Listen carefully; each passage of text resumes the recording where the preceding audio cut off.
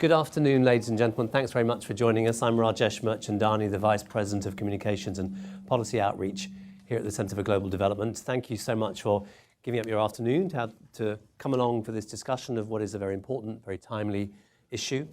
Let me just run through a little bit of housekeeping. Firstly, I'm going to say hello to anyone watching on the live stream. We are live streaming the event and we'll archive the video on our website afterwards if you want to refer back to it. cgdev.org is the address. I'm going to ask you please to silence your phones. I am going to invite you, however, to keep hold of your phones and use them to live tweet throughout the event. And if you do so, please use the hashtag CGDTalks, which you can see on all the screens around the room. We'd be grateful for that. At the end of the discussion, we will keep plenty of time for audience questions. So if you have a point to make or question you want to ask, I'll make sure that we try and get to as many of you as possible later on. Let me just make one slight. I think you might have noticed that one of our panelists is slightly different than billed.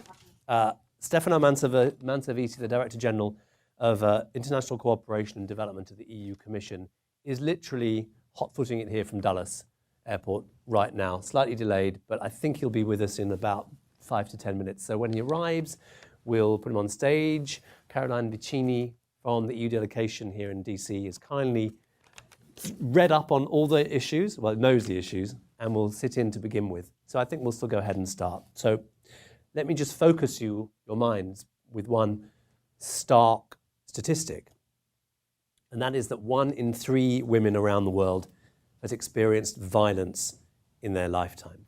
It's the single most common form of violence in the world. But it's also one of the least analysed and the least discussed.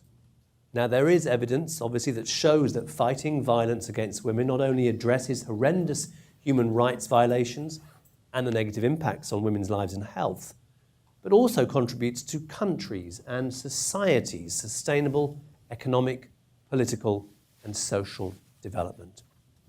With that in mind, the EU and the UN recently launched the Spotlight Initiative, which includes an initial allocation of 500 million euros, which is more than $500 million, to fight violence against women and girls.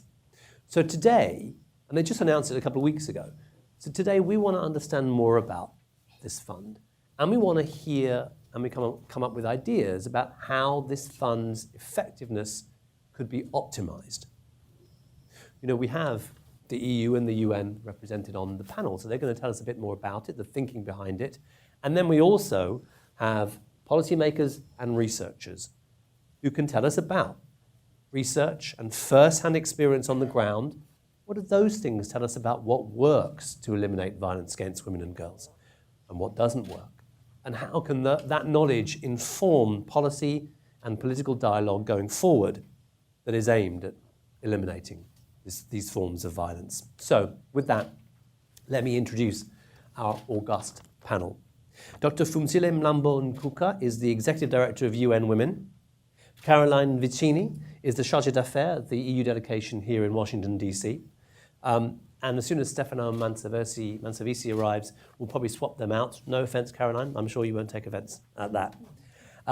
Joyce Banda is the former president of Malawi and a former CGD Distinguished Visiting Fellow. And Myra Buvanich is a CGD Senior Fellow and co-director of our work on women's economic empowerment. Great panel. Thank you so much for taking the time to be with us to talk about this issue. The way we're going to start is I'm going to just ask each of you one question, give you a couple of minutes to kind of set out your initial thoughts to begin with. And then I'll moderate a panel discussion, and then we'll open up to questions from the audience. So, Phumzile, let's start with you. Give us the big picture. What are the reasons why? I mean, I've talked about some of them, you know, in terms of morality, economics, achievement of the SDGs. Why is it so critical that we do make real efforts and achieve an end to violence against women and girls? Yeah, thank you so much, and good evening, everybody. Thank you, CDG for CGD for hosting us this evening.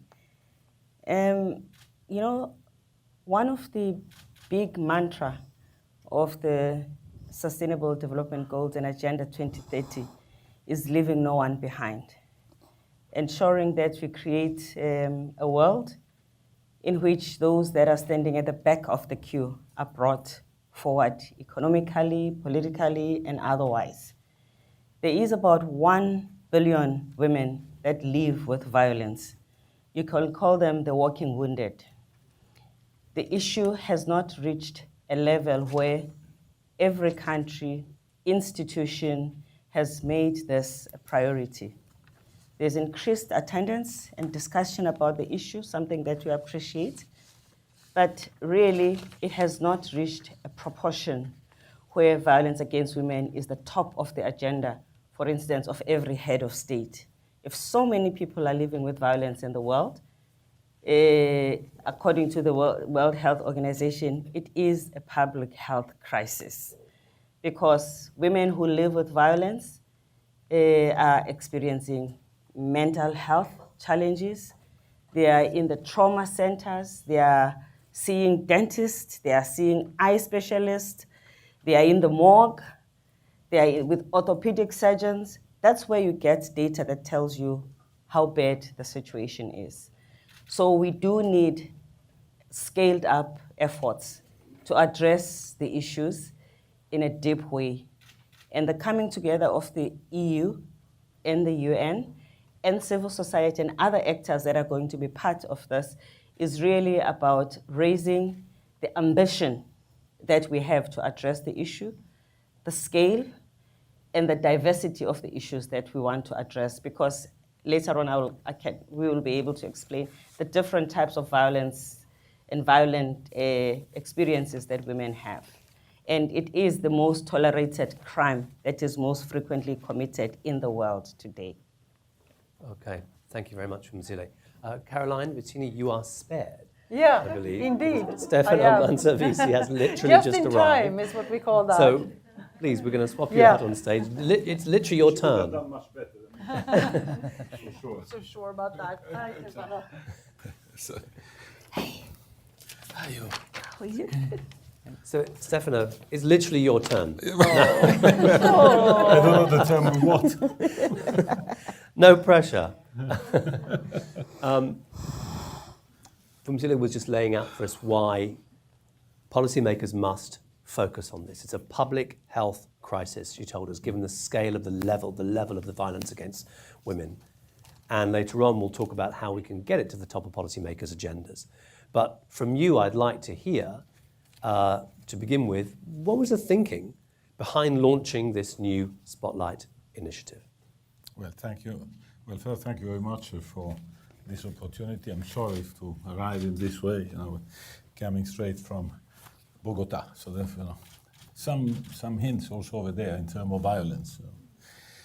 Well, basically, our idea has been motivated by three objectives.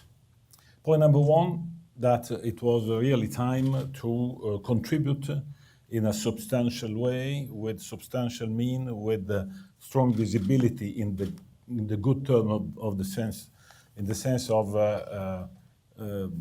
putting the European Union not only with plenty of programs, nationally, regionally, and with the several things that we are doing in this action fighting against violence against women, but to do something which could have contributed to the global agenda.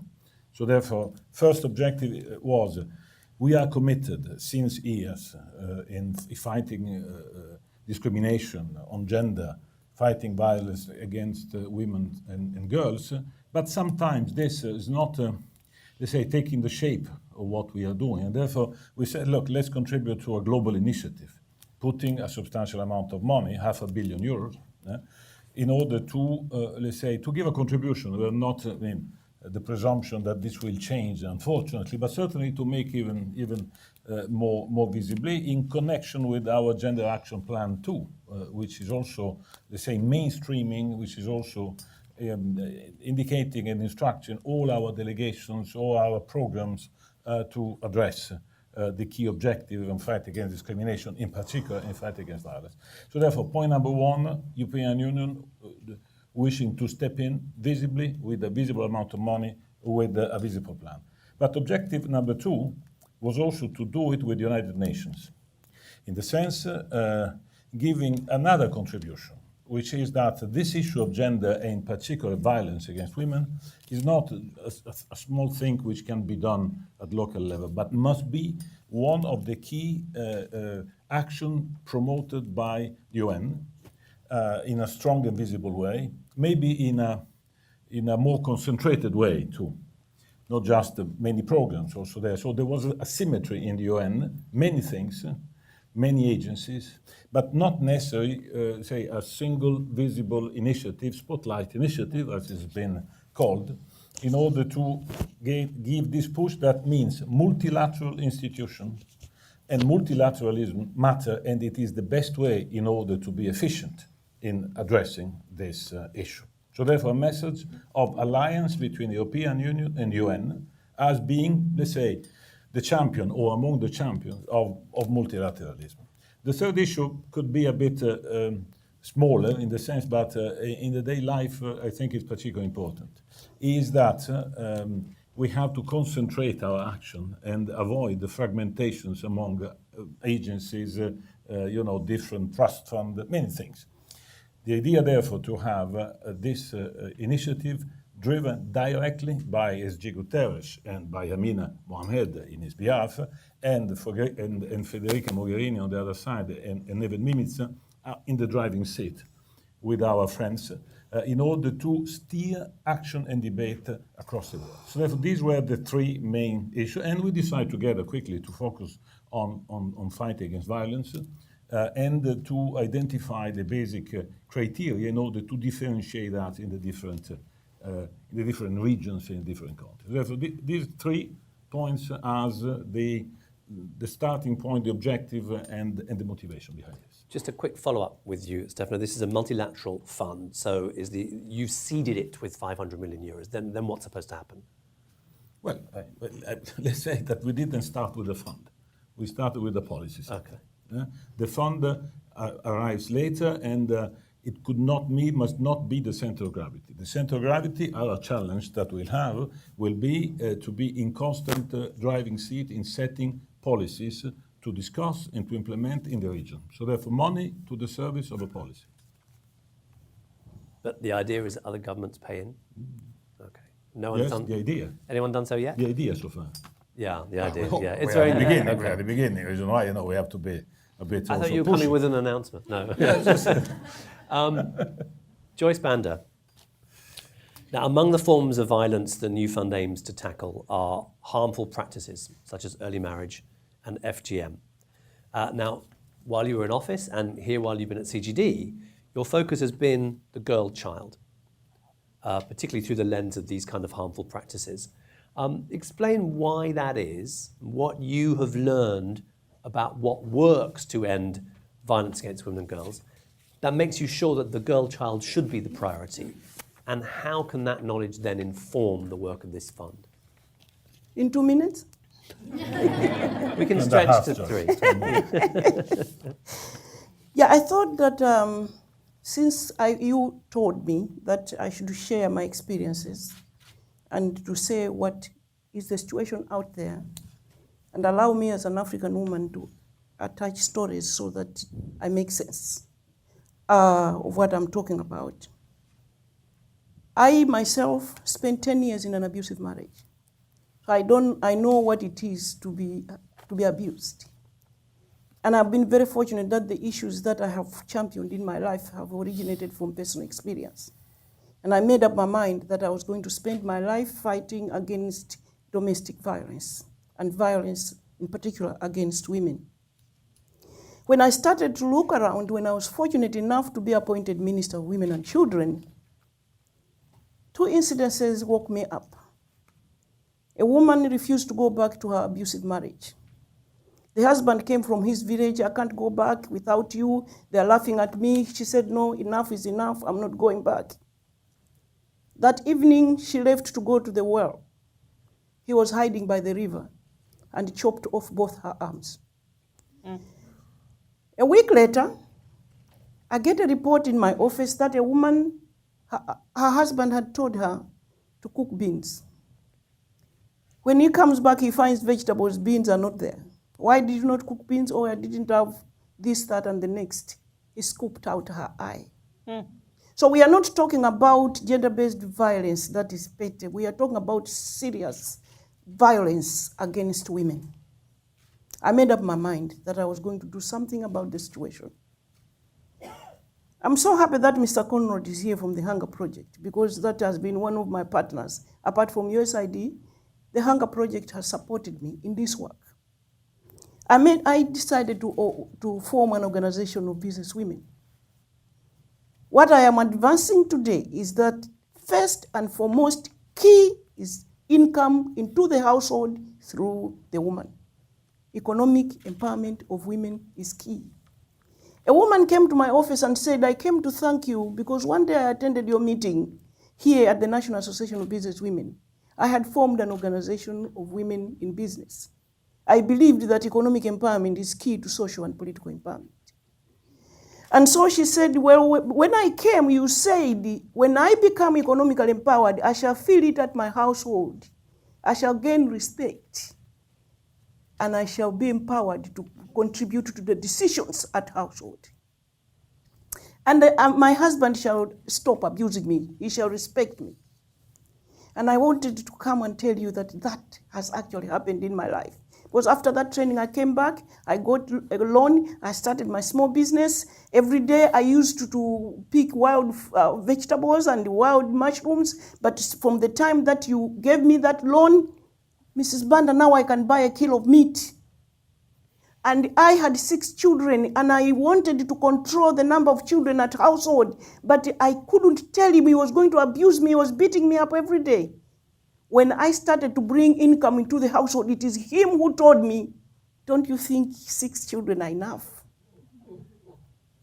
In the village where I work, where I go to church, I have been elected treasurer because they told everybody, I can make a good treasurer because I've got my own income, so I shall not abuse those issues. So I just want you to see how family planning and leadership and the nutrition at household level improves when a woman is economically empowered. Distinguished ladies and gentlemen, this organization I started in 1989. By 1997, the Hunger Project gave me an award because we had reached 50,000 women with microfinance. And in an impact study that was conducted in 1999, we discovered that 73% of the women that we had provided microfinance to, because USID had sent me to Bangladesh to spend time with Muhammad Yunus.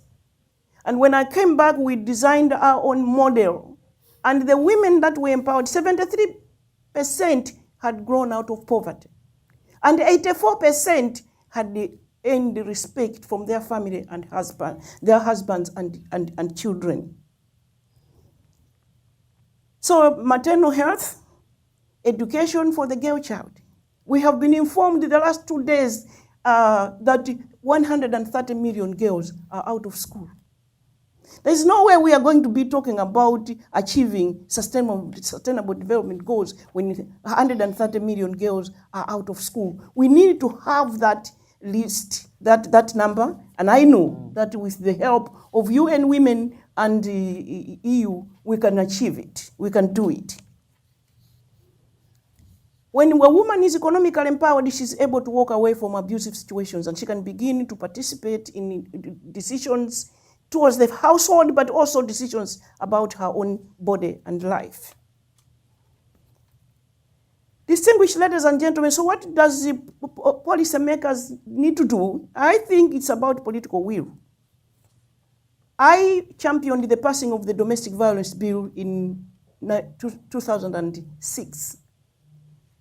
And what I would like to advance in this presentation is that we need to support as many women as possible to participate in leadership, particularly in parliament, because when we passed that law, we were 27 women.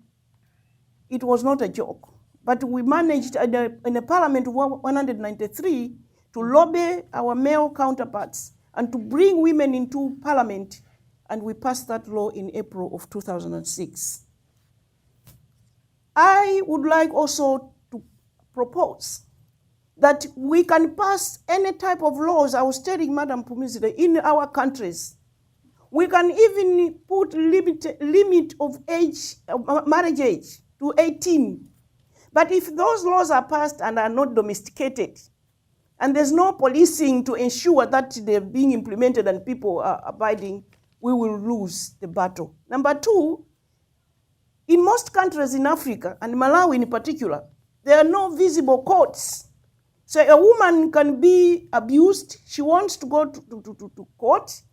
The law that we passed, the domestic violence bill, gives her even the mandate to evict her husband and to take him to court, but the courts are not there.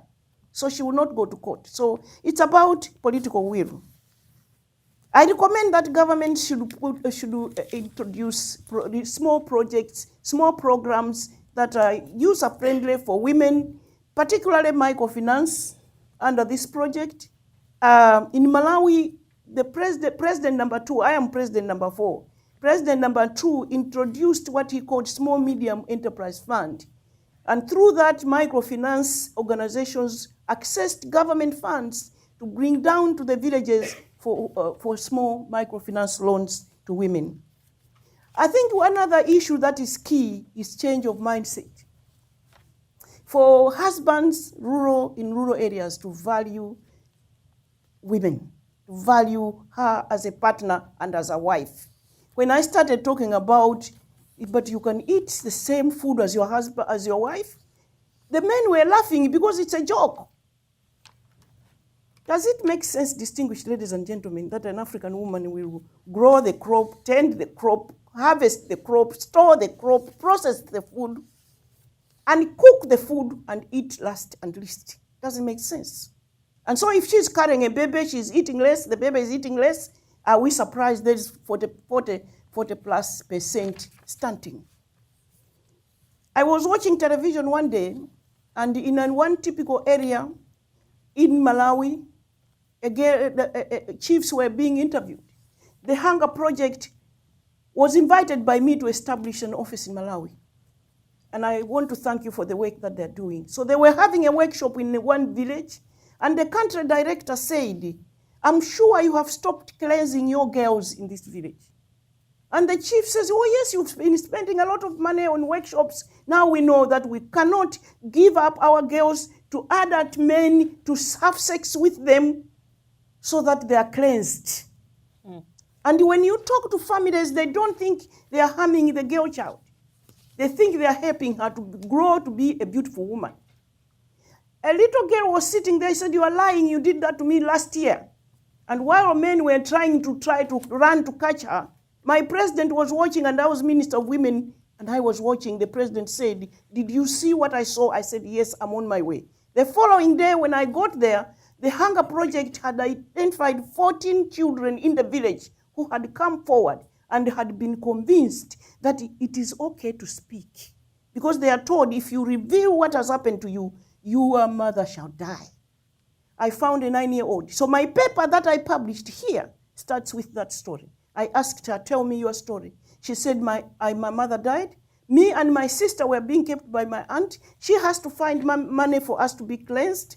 I think it's $30. Because she couldn't find money for me and my little sister, 9-year-old and 4-year-old. She found this adult man to just sleep with me and my sister for one price. So the man slept with the 9-year-old and he refused to sleep with the 4-year-old. He said, she's too young, I don't like her. So when I was speaking to her, she's full of scabies. I called the Hunger Project. I said, look at this. She says, Mom, I don't understand. I was supposed to have a beautiful body. Now it's me with scabies, and my sister who was not cleansed is clean. Obviously, she had been infected with AIDS. Distinguished ladies and gentlemen, I know that the countries, including the United States government, the Obama administration in particular, set aside a lot of resources, I don't know about UN women, for the adolescent girl child. But I'm making a case that it is 0 to 10, not 10 to 14. When you begin to focus on this girl child from 10 to 14, it's too late. The girl child, now, this girl was 9 years old. So cleansing, initiations, FGM happened from 7 to 10. I have seen a bride of 8 years old. And another lady who was speaking here from Kenya, she said he had a husband at 5 years old. So 0 to 10, I can't go into all the details, but in nutrition, because she's eating less than her brother, and then deformity. I am a victim myself because I started carrying heavy stuff at 5 years old. You just have to go into our capitals in the developing world. A little girl is carrying a big basket selling potatoes and bananas and whatever. Her brother has gone to school. So we end up with crooked spines, and I'm a victim myself. The doctor has confirmed. There's nothing I can do. But this girl child is overworked. This girl child is defiled at 6 years old because somebody has convinced this adult man that he will be cleansed of the HIV positive virus if he sleeps with a girl child. These initiations start at 6, 7, 8, and 9, and 10. It is my appeal that the girl child should be protected. I have written a paper at Wilson Center in how we can support women leaders, women to become leaders, young women to become leaders. But it's not going to happen if we don't focus on the household, on this girl child of 0 to 10. Because I have convinced myself, and it is online, that people are born with 30% leadership traits. So if this girl child is born with leadership traits, 30%, but she's locked up in this abusive home, how are we going to fish her out, mentor her, educate her, and make sure that she becomes the leader she was meant to be? I'm sorry that I've taken too much of your time, but as for recommendations, I'll make them later. Thank you. Okay. Thank you. You've given Sorry, us... I took too long. I could have carried on listening to you for the rest of the afternoon. I think everybody here could have as well. You've given us an awful lot to discuss and think about. I'm sure the EU and the UN are scribbling down these ideas as well about how to kind of optimize the fund. Myra, let's pick up with you. I want to pick up on one thing that Joyce was talking about, which chimes with your work, which is the importance of income. Women getting income in the households. Your latest work is on mobile savings. I want to just get your response to that, your comments on that, but also to talk to us about what do we actually know from a research perspective about what works. Joyce has given us so many amazing stories and anecdotes and examples about what she has seen as things that don't work, but things that could work. What is the research telling us, and what don't we know? Sure, thank you. Let me first, congratulate the EU and the UN for finally putting some money behind words. I think, it has been a long time that we have been waiting. So it's terrific, and I think it's a very, very good start. I was reminded when Joyce Vanda was talking about, the importance of women's economic empowerment many, many years ago, many moons ago. I went to Bangladesh to see a program that very similar to Mohammed Yunus' program. And I interviewed this woman. It was in Chittagong. The woman was in Purda. The woman had gotten a loan. She had done very well. And with the loan, she had not only done well for herself and her business, but she bought a rickshaw for her husband. And her husband, who was unemployed, now became employed, and he drove the rickshaw as a taxi. And then, so now everybody had a job, everybody was happy. And then she turned to me and she said, and you know what? He stopped beating me. Mm-hmm. So I think that, there's clearly a very, very powerful connection there. But what I wanted to talk to you and bring here is some features that violence against women and domestic violence share with other forms of violence. And I think it's very important that we start seeing that violence against women is also part of a larger issue of violence in countries. And there are a couple of features, 2 or 3, that both types of violence, the regular forms of homicide and crime and violence share with violence against women that are very peculiar. The first one, and the most important one, is that violence begets violence. Once you start being violent, there's like a stimulation effect and you continue and it scales up and it scales up very quickly, and it happens with all forms of violence. The second thing is violence is multi-causal. There are many different causes. So there are many different risk factors and there are many different protective factors. And it's a challenge for policy to figure out which ones you're going to deal with. And it's very difficult to try to do everything at the same time. But ideally, that's what one should do.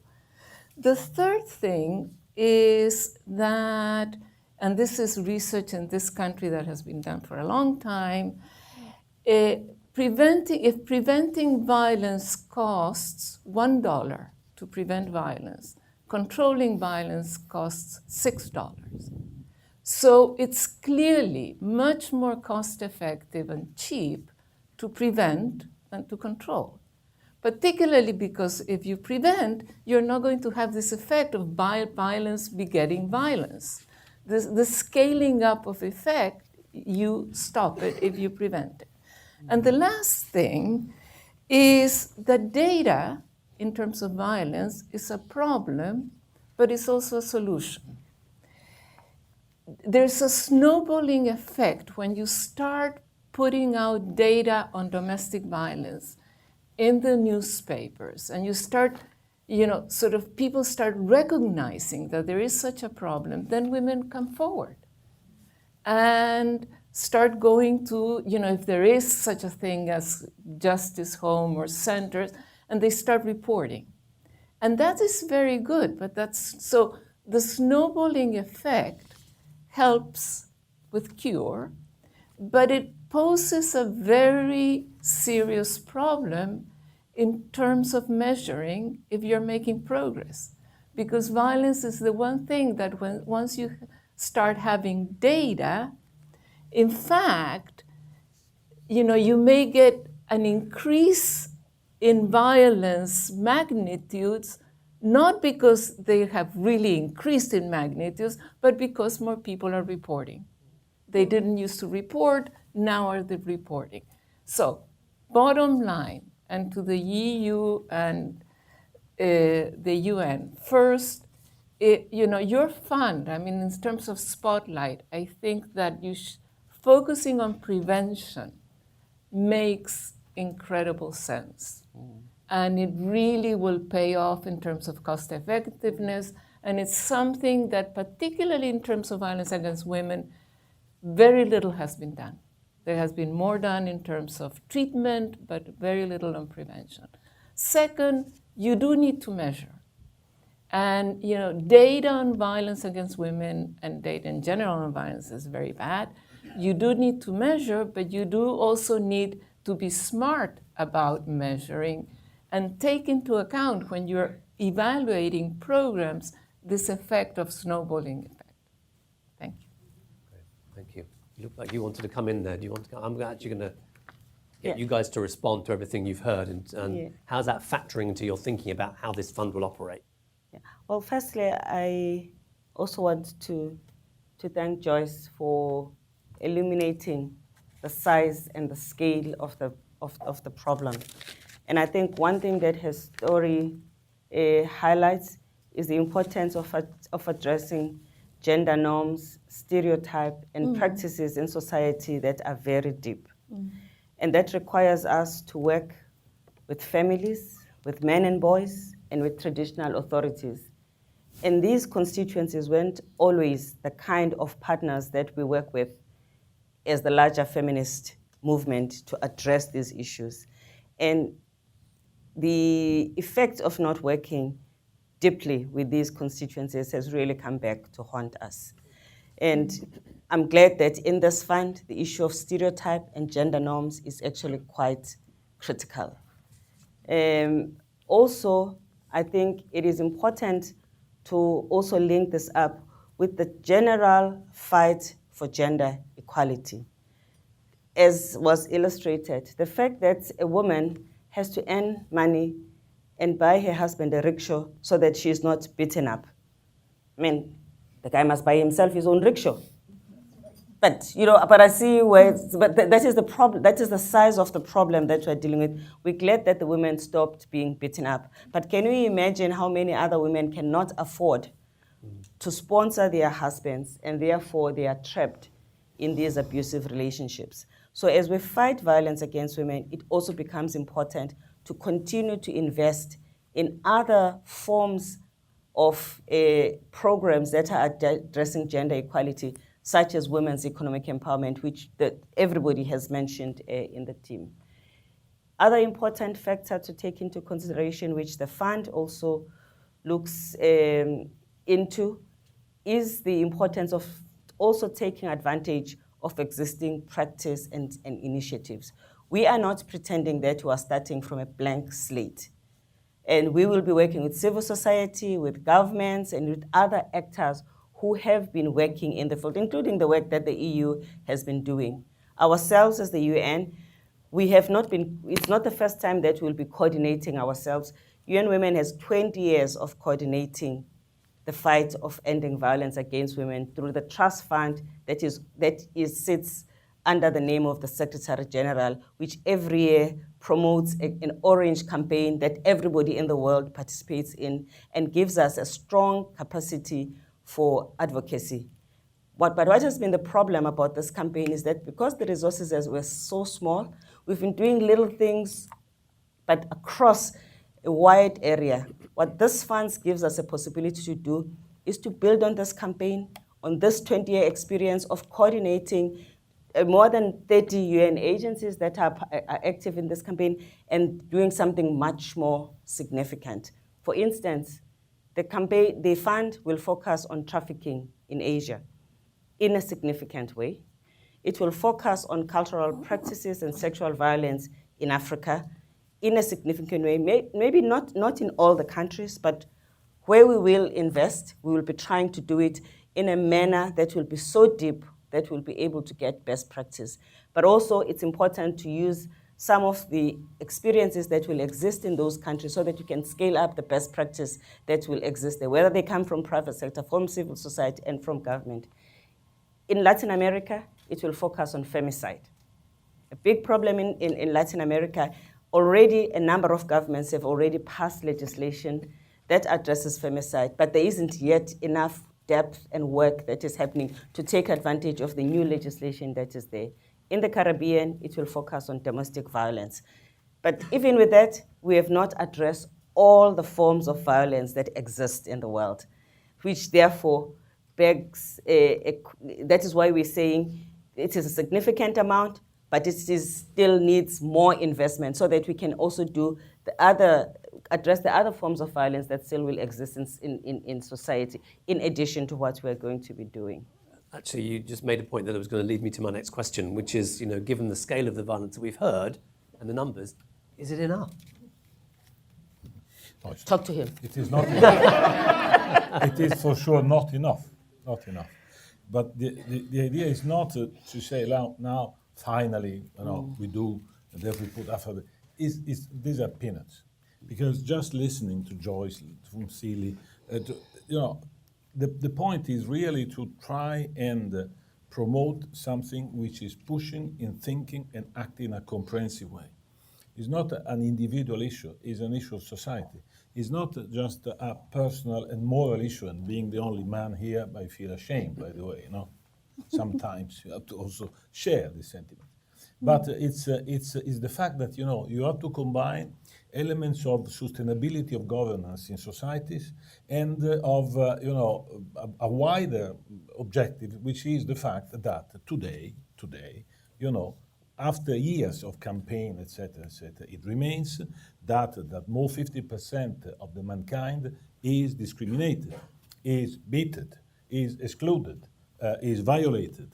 Therefore, the issue of identifying as an entry point for this initiative violence, is, and used, by the way, also other means like the campaign, like the experience, is to enter into, let's say, each reality and to use this in order that tomorrow, even today, this rickshaw could be used by the woman, not necessarily by the man only. Because this is also the point. We are not talking about, calming down and convincing that violence is bad or that is not correct, but is part of a system which is excluding systematically. This is the point. If you want to have a couple of figures which are a bit cool, but 2050, if every woman would be paid as a man, there will be 28 trillion more, generated in the world. And it would be a jump in the global GDP of 26%. Just if you want to put also only figure. Why? Because in reality, in reforming society, and in particular addressing the gender issue, is not just a question of dignity of women, is a question of dignity of a society, which at the end will become more democratic, more productive, and fair for everybody.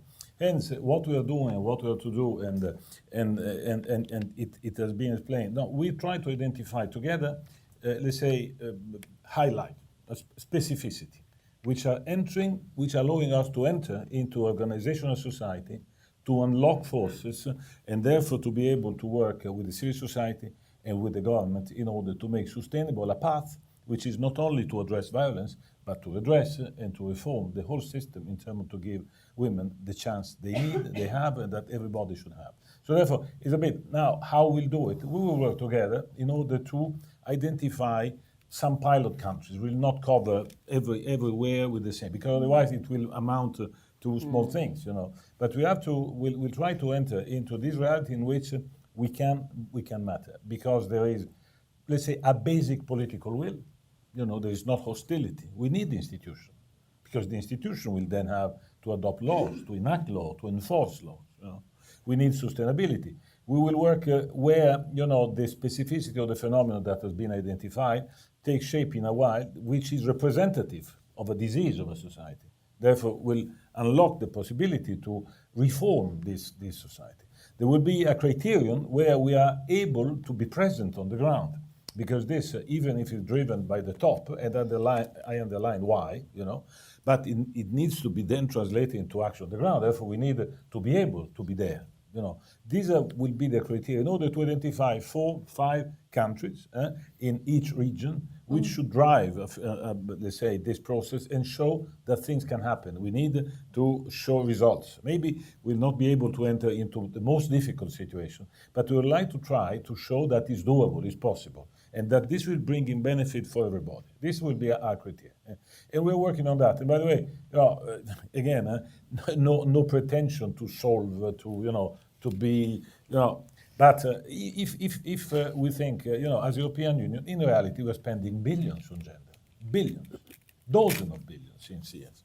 But, there is always this need to, going beyond the figures, to show that there is a dynamic which cannot be stopped anymore. Therefore, this is a small contribution, but done with UN in particular, in order to show that now is really something which should become not just a nicety, or even a good spending of money, but a different way of doing development. This is a bit the way in which we will work. And it's called a demonstration fund, yes, because it is to demonstrate, not to solve all the problems. So more money is needed.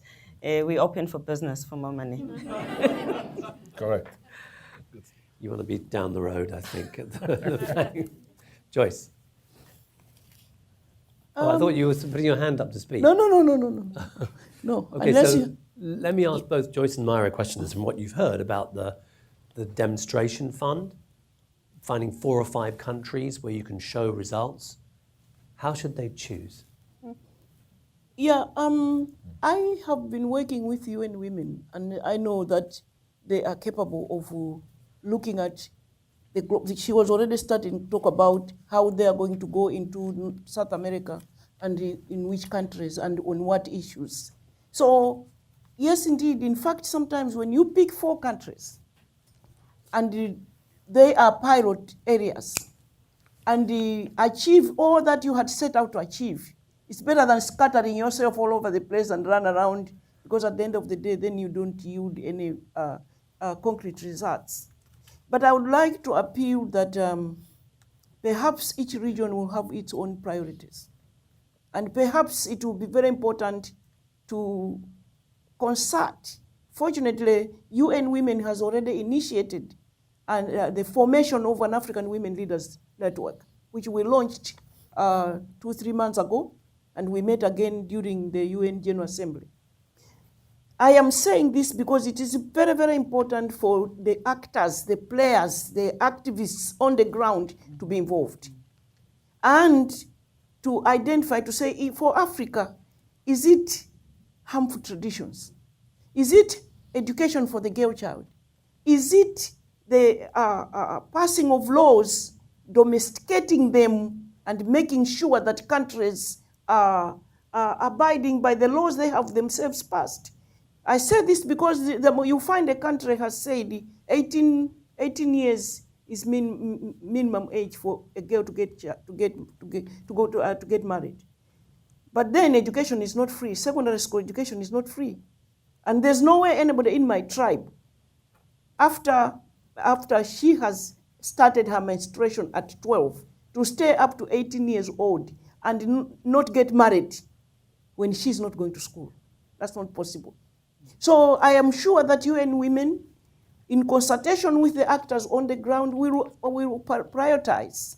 And maybe Africa, it will be where there are so many countries that have been so progressive, they have taken the law to their parliaments, they have passed the law. Girls don't have to get married. The child marriage must end, because all that is related to harmful traditions. But even within that, what do we focus on? Is it prevention of the girl child getting married, or is it the laws to be domesticated and implemented?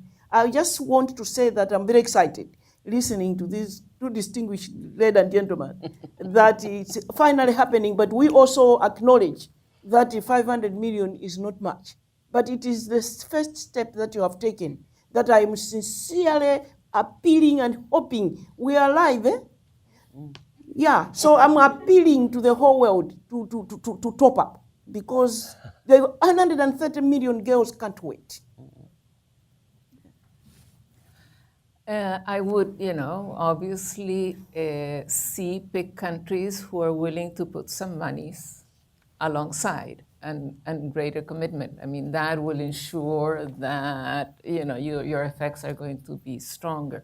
But I think the important thing, one other very important thing is the solutions to violence and to violence against women are always very local. So in any country that you go, you will have to work at the local level.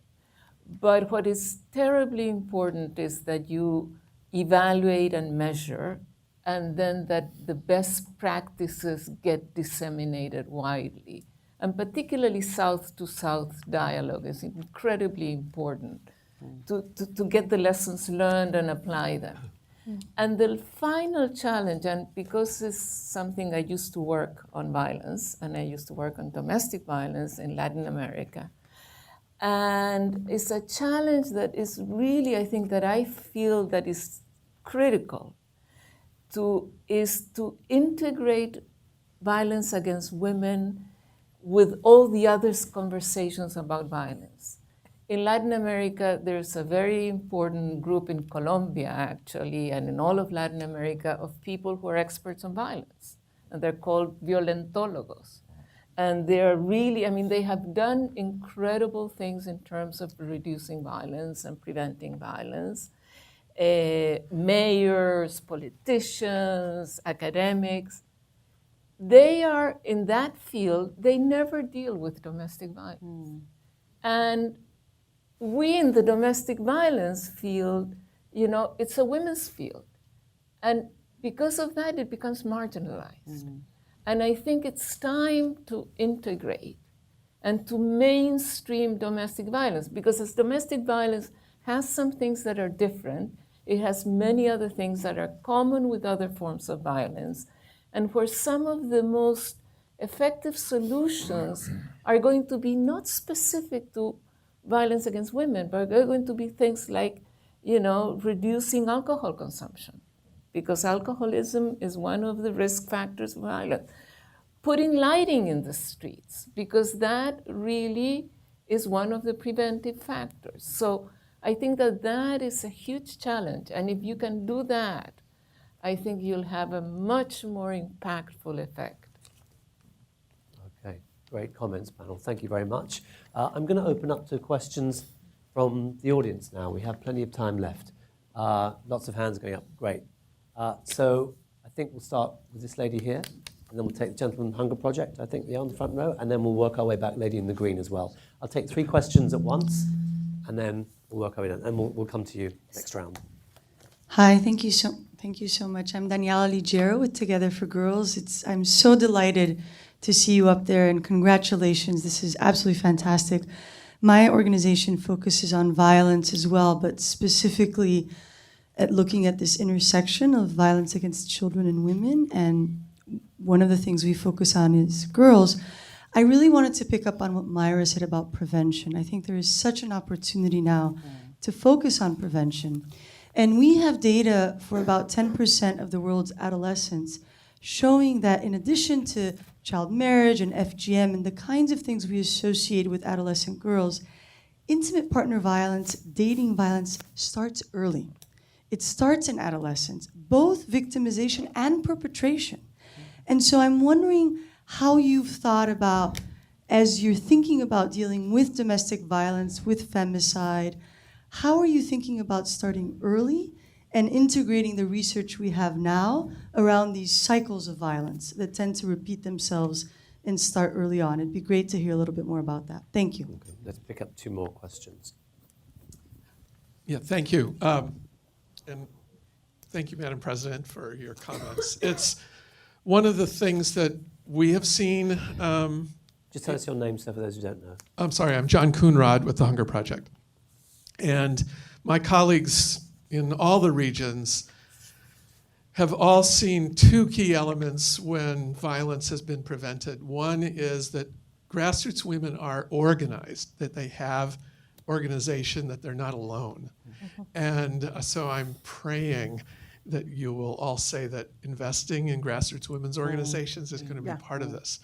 And the second is visible and authentic male norm setting against gender-based violence. I was, in the Bangladesh villages, my Bangladeshi colleagues, the women are organized and their male allies negotiate with the local governments to actually take a very public stand for zero tolerance of gender-based violence. And the women hold them to it, but they can only hold them to it because they're organized. So I'm really curious as to how you see best practices on building up both grassroots women's organizations, which have been terribly underfunded in the last 20 years, and how they can be better connected to getting male norm setters in their communities. Great, thank you. And then the lady in the green, yeah.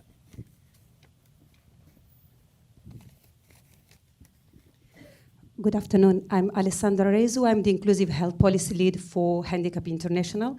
It's a European NGO that now is an international NGO working on disability.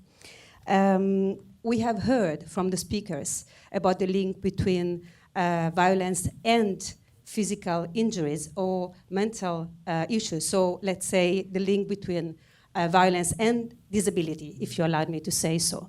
It's my role to highlight that women and girls with disabilities are also among the most vulnerable groups that are subject of violence every day. The difference is that the data, going back to one of the points that have been made here, are very scarce.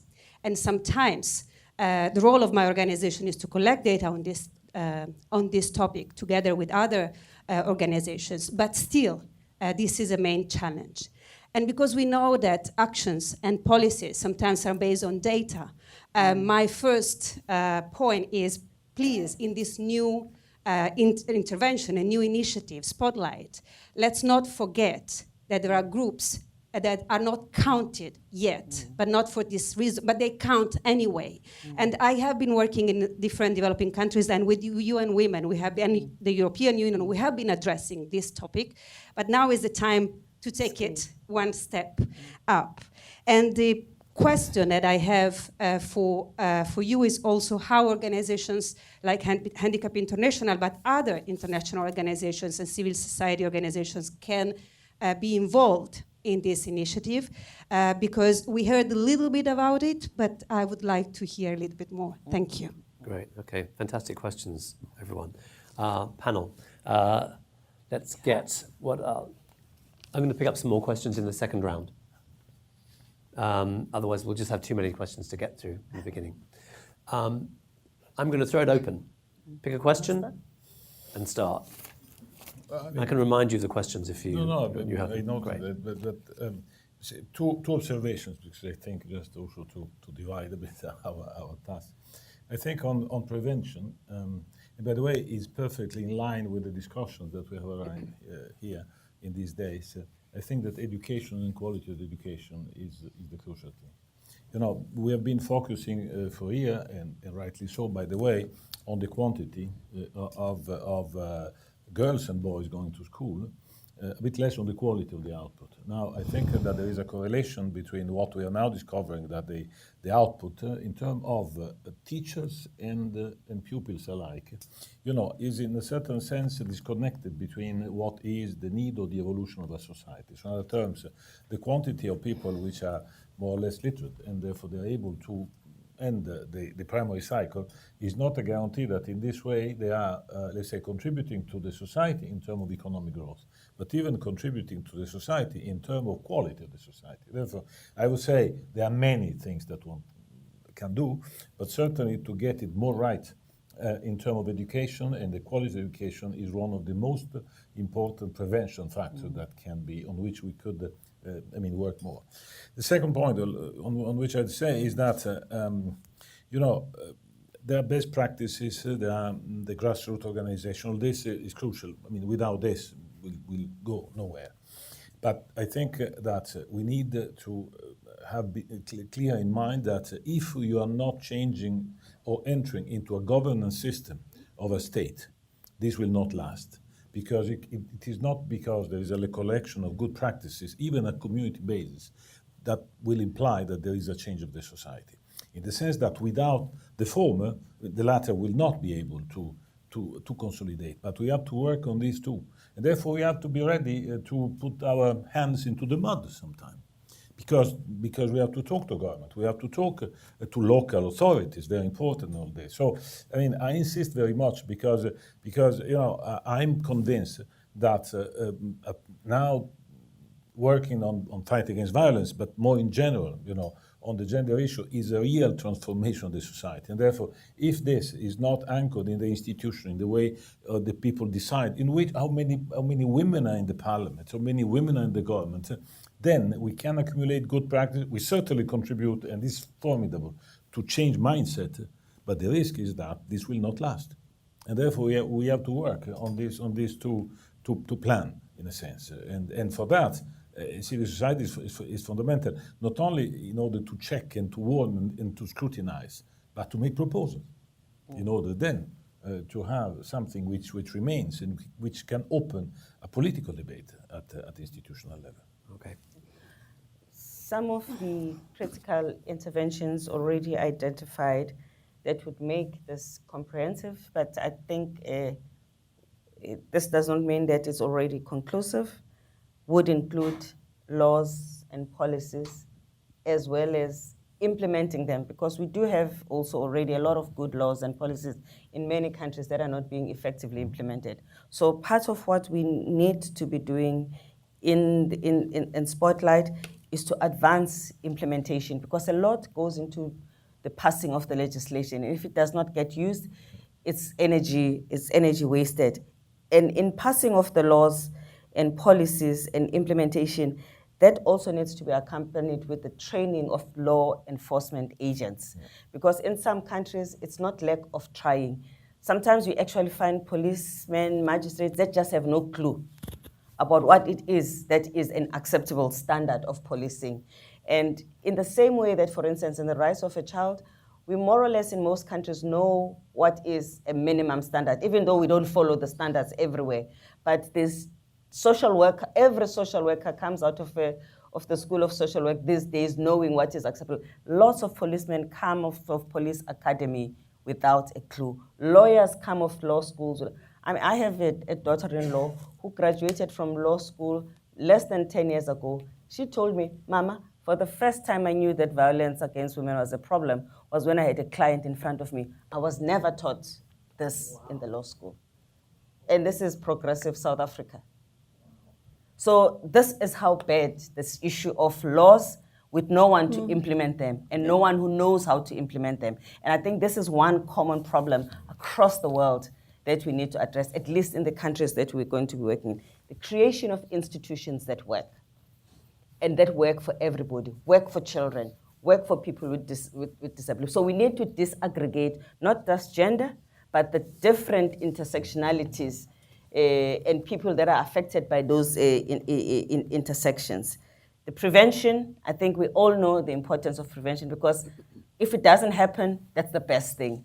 But in the prevention, that is where the issue of men and boys becomes very important, and education, because education is a preventer. And when we talk about education and children, in many countries, there has been an embrace of education as an important right that children must have. But there isn't an embrace that children have a right not to be abused.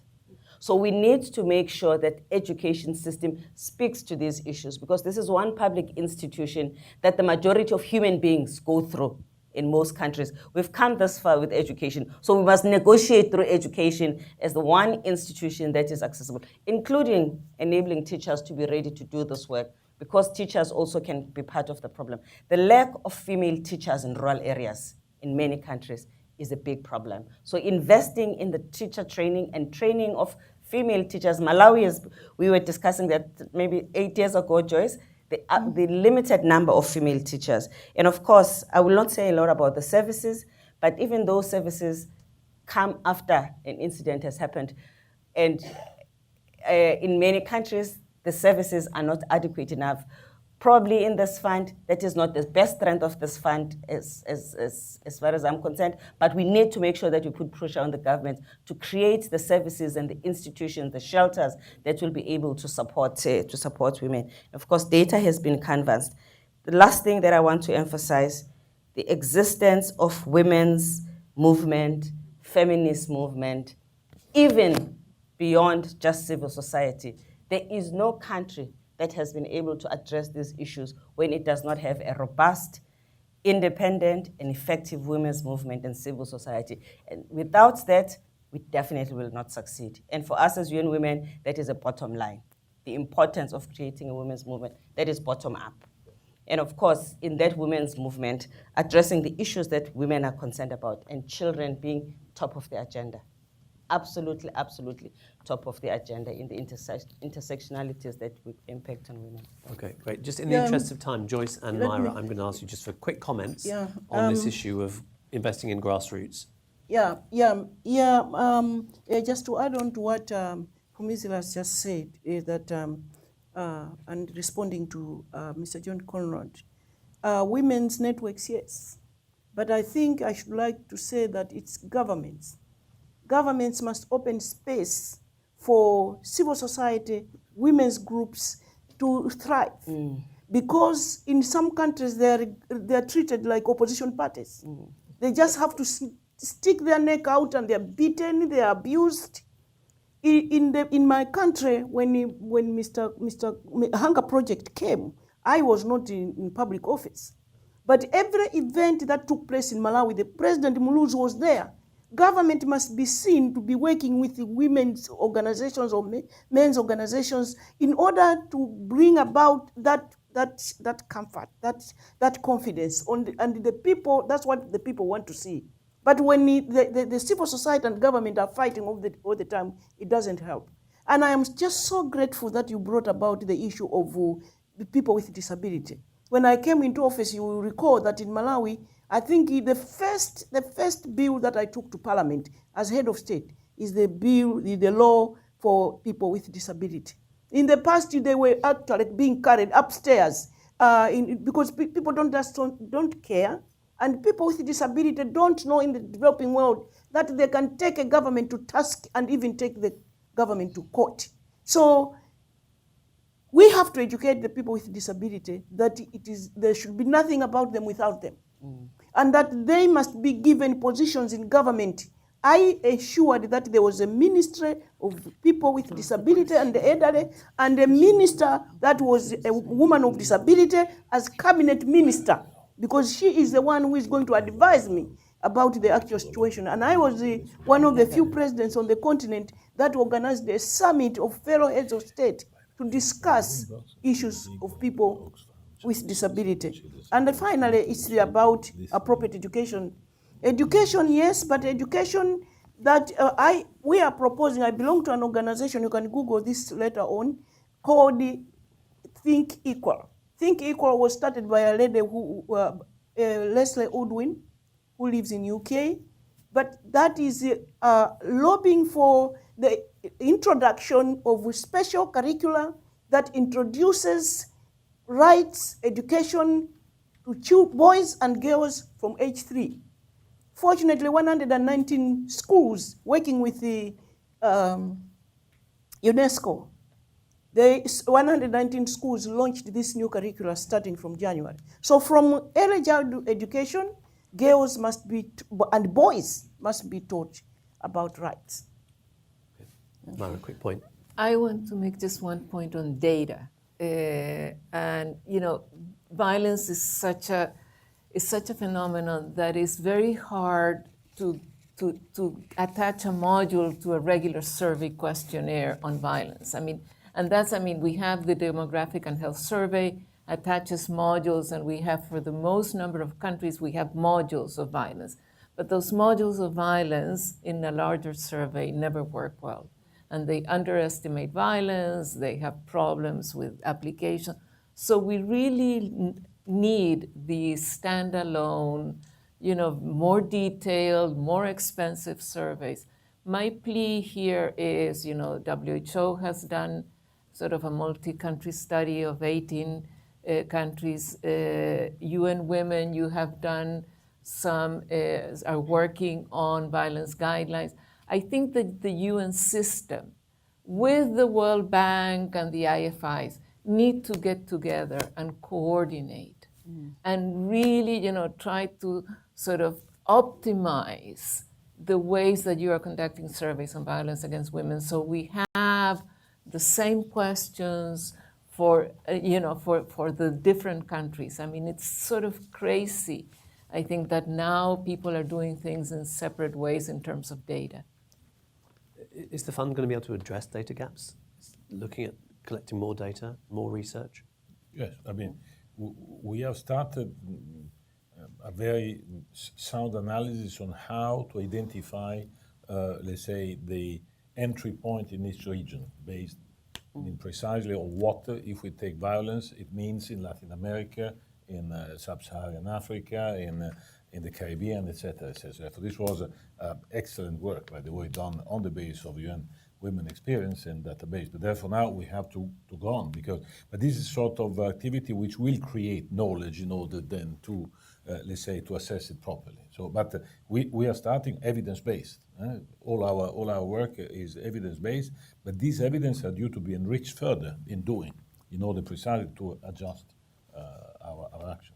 That's very nice to hear from a policymaker, evidence-based. Love it. Let's pick up some questions. I know some people had their hands up earlier. Sometimes lady at the it back. happens. No, you don't? Okay. So lady in the pink jacket. I don't know. Yeah. Right jacket, yeah. And then gentleman at the end there, and then we'll probably get one last question from you over here. And if I'm going to ask you all if you could keep your questions brief and make sure there's a question mark at the end, be grateful. Right. So I'm Naira Kalra. I'm a PhD student at Johns Hopkins Bloomberg School of Public Health. I do research on intimate partner violence, and it's great to hear policymakers talk about evidence-based, and I'm so glad you just said that, because my question was about how the fund would basically build upon what we don't know and what we know and what works in what context. Because we've mentioned things like, economic empowerment, but there's a lot of research that shows that it does not impact violence in some contexts, even studies in Bangladesh or the image study, which is used quite often to say microfinance works, but it only works with empowerment workshops or when we address norms. Or we also have issues of, when we're saying that we need to address governance, does that mean top-down, changing the laws, or working community upwards to change the norms? Because governments sometimes are temporary. So how much are you going to do towards addressing what works and in what context, specifically around intimate partner violence? Thank you. Okay, gentleman over there. Hey there, my name is Jeff Hall. I'm with the Bank Information Center, and since this is the World Bank's annual meetings, I thought I'd ask a question about the role of the multilateral banks, and maybe Myra, if you have some thoughts, or others. This morning we were at it was a roundtable among various senior officials from the banks talking about the One Belt, One Road initiative, and this is an initiative to invest trillions of dollars in infrastructure to connect Asia and Africa and Europe. It was curious because it was called a roundtable. There were 16 people there, 15 were men. And we know that in the context of these infrastructure projects, there are massive risks for gender-based violence. And our organization helped to expose some pretty serious abuse of women and girls in the context of some World Bank finance projects. So I guess I'm just interested to hear what you think the role of the bank should be in helping to end violence against women and girls. Okay, and then we'll get this last question. Yeah.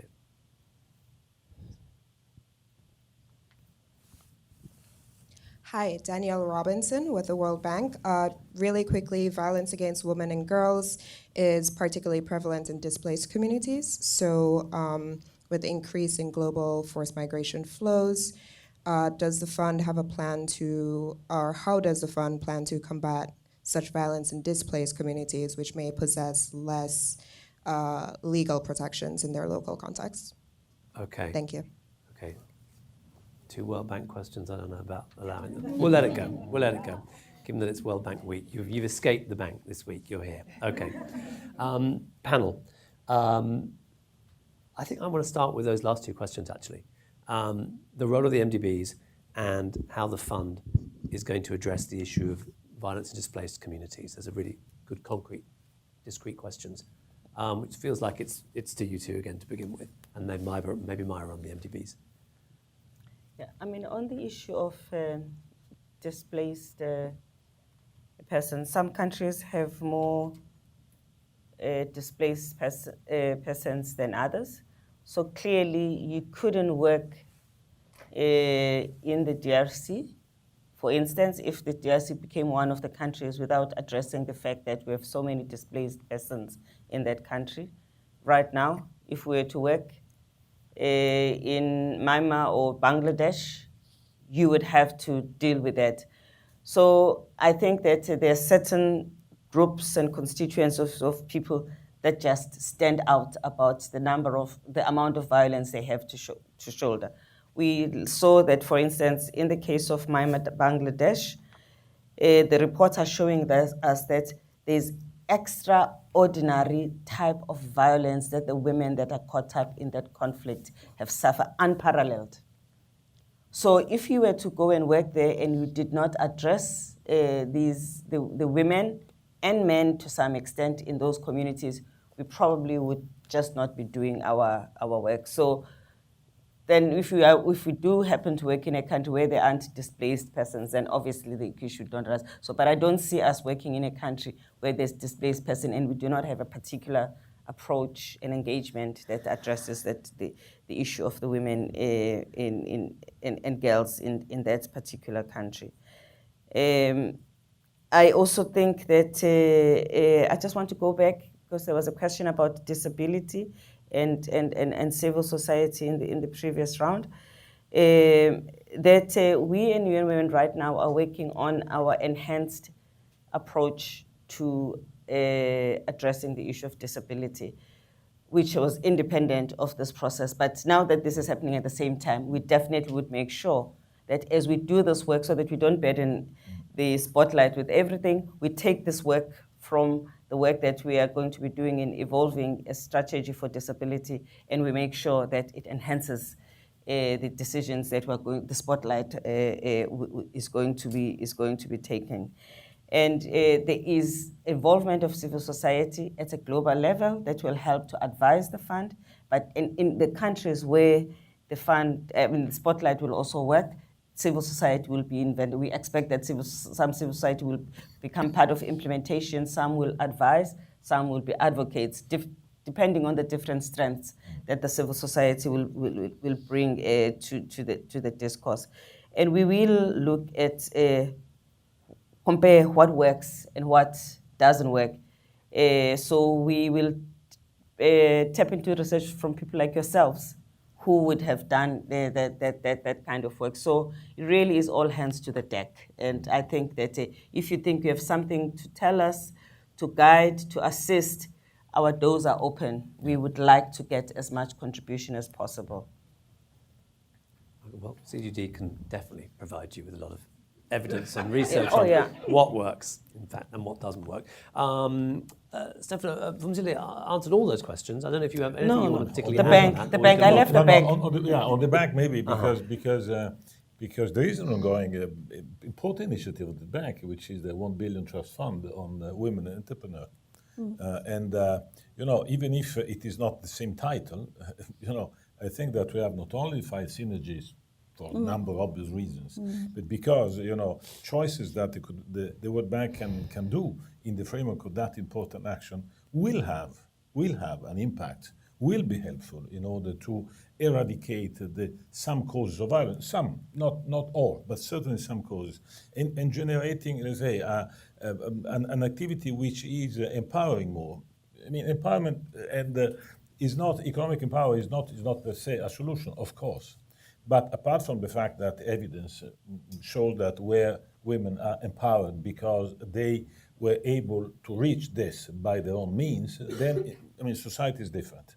And also the level of violence is different. Or in any case, even if there is violence, there is also check and balances in order to fight them. So therefore, I think that there is a correlation, and we need to work together in order to precisely put. Why? Because as Mpuzile said at the beginning, this is, after all, an initiative which is willing to leverage and to create more synergies among the different initiatives. This is not a pretension to be the only one or the main one, but simply in putting together this element of global governance, strategic alliance, more political and policy oriented in order to put together elements which sometimes are taken in a bit separate way, so a comprehensive way, societies and institutional alike, then can be a factor to mobilize more, and therefore to be able to make it sustainable and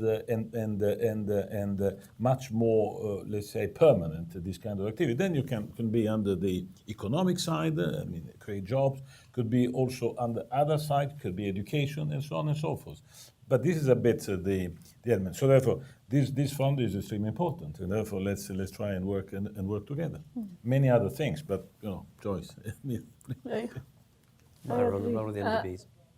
No, I think that the bank has commissioned a report, I think, for the president of the bank as to how to prevent violence occurring in infrastructure projects. But I think that the bank has a lot of tools within the project lending mechanism to put in incentives and disincentives for project implementers on the ground. And these things these things happen, nobody can predict these things, that these events will happen. So, but, the bank can put in advance some guarding clauses and build in some incentives and disincentives for them, I think, in the regular project operations.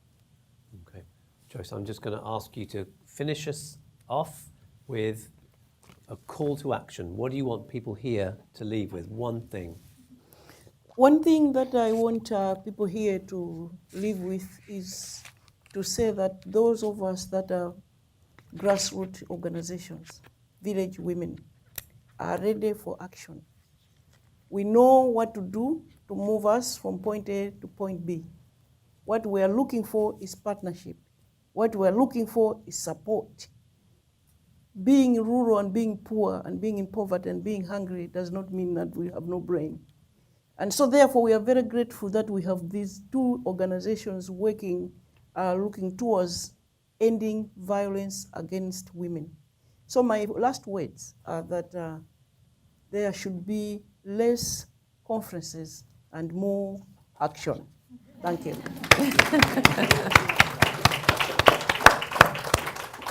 After today. Yes, after.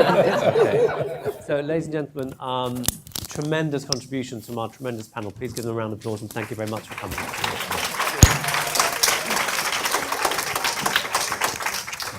you very much. That was really, really interesting. Thank you. Thank you. Thank you Made very it. much.